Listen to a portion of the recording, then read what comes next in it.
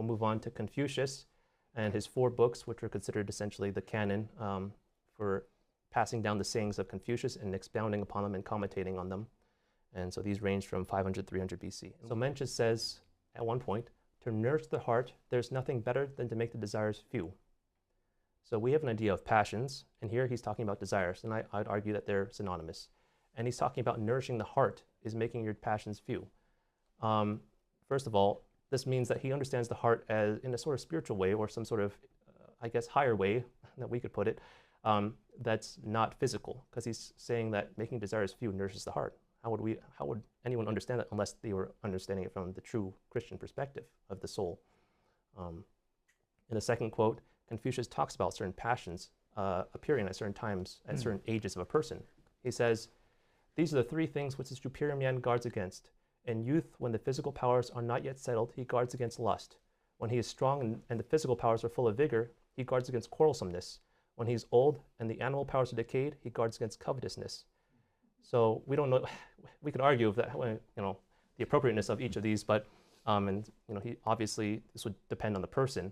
But at the very least, we see that there's a sequence. There's a deeper understanding to passions, to, I guess, temptations that varies based on one's age. So it's a dynamic understanding of temptation, of passion, that's more than just do good, be a good person, be righteous, be a person who's good to your family. It's actually a lot deeper. And we see this in the Analects even, which is the direct sayings of Confucius. Now, more on this idea of cultivating the self.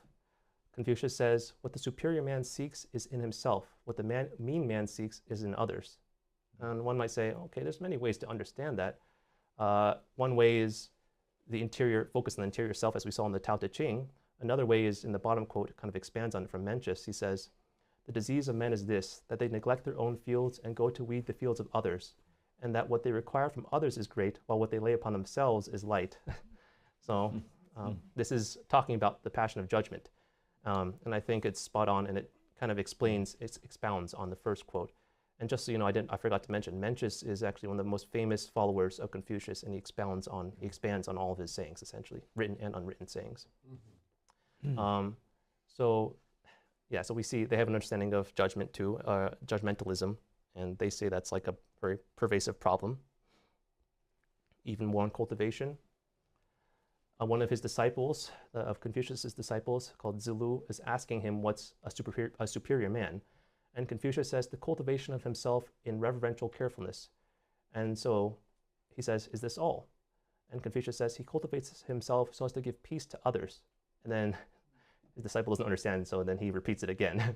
And then he says, even Yao and Shun were solicitous about this. So there's the reference to the first 2 Chinese emperors, Yao and Shun, and saying that this is what they were doing. They were cultivating themselves, but for what purpose? The purpose was to give peace to all the people. So there's a higher goal to this, which is to help their own people. That's the goal of this cultivation. It's not just the end of itself. So there's a higher meaning to the act of cultivating oneself as well. And the bottom quote, the master says, the determined scholar and the man of virtue will not seek to live at the expense of injuring goodness. That word can also mean compassion or virtue or love. They will even sacrifice their lives to preserve it. And this is a unique part, and that's why I quoted it. The idea of sacrificing one's life for a higher principle, like a virtue of goodness or love or compassion, that's, I thought that was very unique to Christianity, but clearly here he's saying explicitly, don't be afraid, they will even sacrifice their life to preserve it. And this means that, Confucius never explicitly talks about life after death, but this implies that he understood that there was something greater than this life, and that it's worthwhile to preserve higher principles. But that's as far as we can get with his explicit sayings on that idea specifically.